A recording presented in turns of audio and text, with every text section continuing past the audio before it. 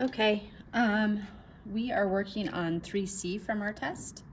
And the first thing I want to note here is, like the other ones, we are trying to figure out how to get a common denominator.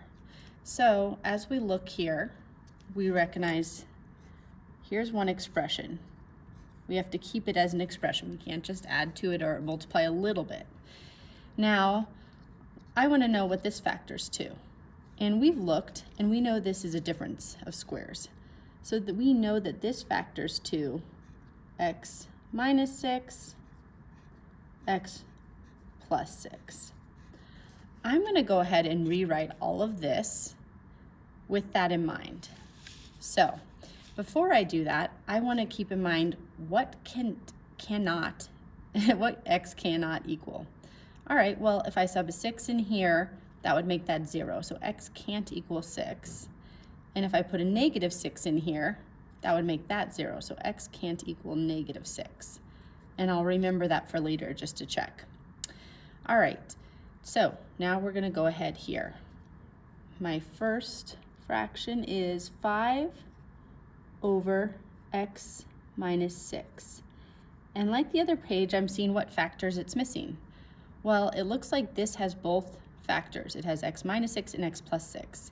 So I'm going to go ahead and I want to multiply x plus 6 as a factor here. All right, well, to keep it equivalent, if I multiply x plus 6 to the denominator, I need to do that here as well. Okay, next, I'm going to go to this one.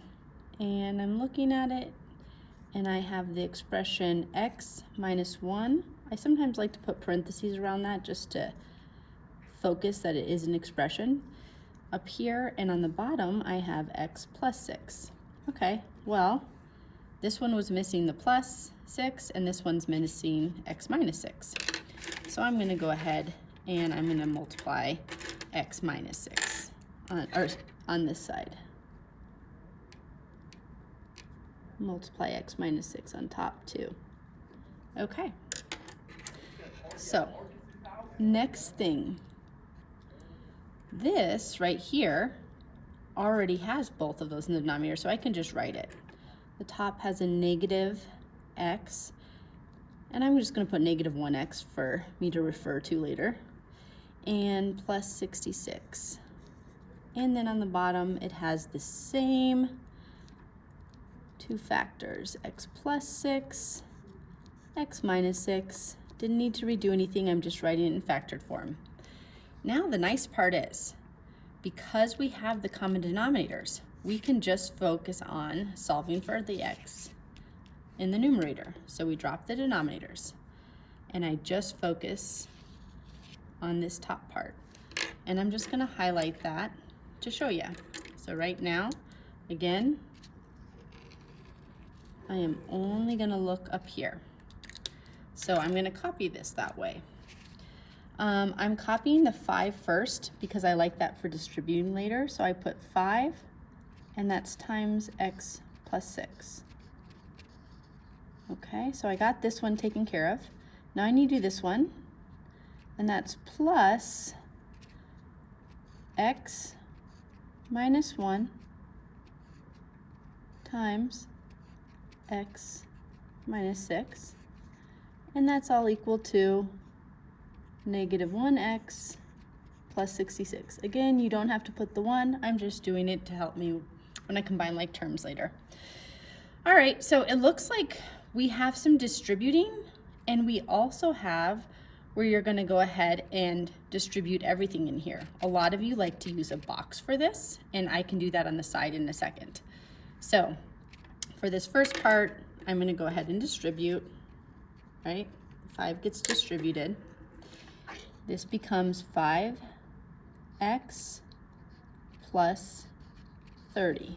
Okay, now this one, some of you use foil, some of you use a box. I'm just going to scoot over here for a second and write this for those people that like to use a box. So you can kind of ignore this. I'm just going to use this as workspace.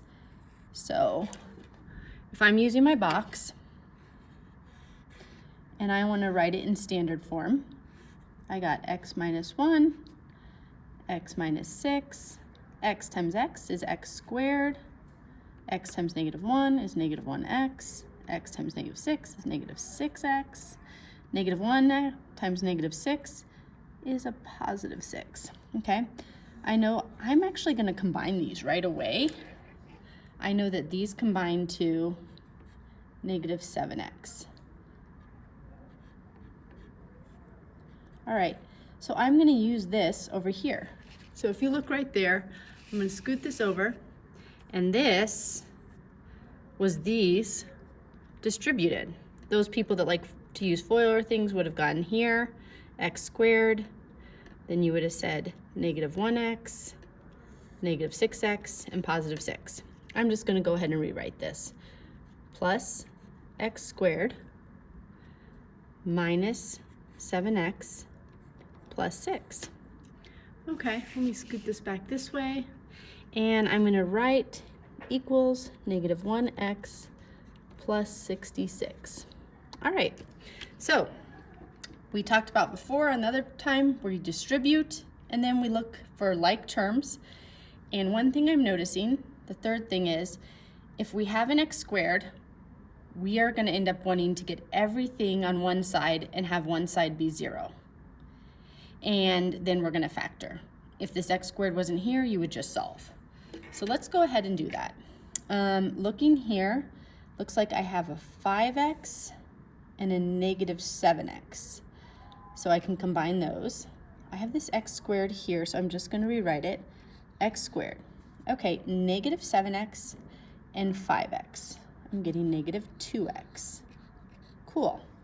Now, I also have 30 and 6. So I'm going to put those together here. 36 equals negative 1x plus 66. Okay, I'm going to start moving things over. The opposite of negative 1x is adding 1x, positive 1x. And that cancels out. I need to do that to this side. I'm going to put it under a like term since there is one. Cool. And I'm going to rewrite. I got x squared negative 1x plus 36 equals 66. Okay, so let's go ahead here. I want to make this 0. Again, because our x-intercept is when y equals 0. So opposite of positive 66 is negative 66. That cancels that out and makes it 0. I'm going to go ahead and solve the rest of this. I'm going to make that a 0. I'm going to say positive 36 plus negative 66 is a negative 30. We get a negative 1x here, and I bring down that x squared.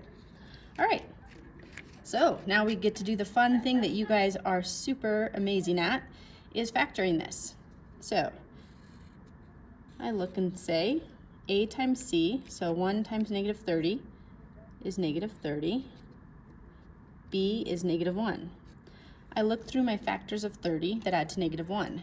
I know that they're going to have to be two numbers that are pretty close together, like 30 and 1 is not going to work. So I go right to 5 and 6. Okay, well 6 and 5, cool, that does equal 30. One of them has to be negative. I need the higher number to be negative since that's negative 1, so I'm going to make this a negative 6. All right, you can make the box to finish this up, but I know that that box is just going to go to this, especially when there's no coefficient in front of this. So I'm going to write this is x plus 5 and x minus 6 equals 0. Now if I solve for both of these, I solve for this and I get x equals negative 5. I solve for this and I get x equals positive 6. Now, I am almost done. You think like, you've solved it, circle them. But I need to go remember and check. What can't x equal? Okay, well, x can't equal positive 6 or negative 6. So I'm actually going to cross this off because x cannot be 6. Even though it could be 6 on top, if you put it in the denominator, it would make it 0. We know it's undefined. We know it's one of our vertical asymptotes, so it can't work. So I'm going to go ahead and say my only answer, my only solution is -5. All right, there you go.